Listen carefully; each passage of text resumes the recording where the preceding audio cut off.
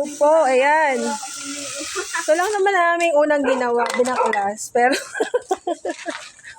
gagawa kami ng mas maliit. Yan. Yan, sa wakas dumami kami. Oh, yan.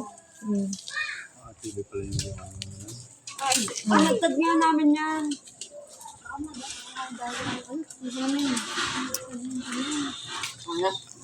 Kaya yan. Ano ka?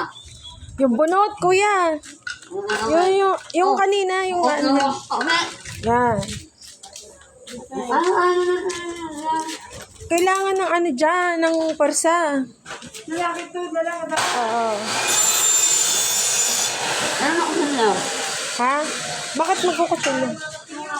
Yan, din eh, may nagme-merienda. Yan. Hapunan na ba yan? Midnight snack.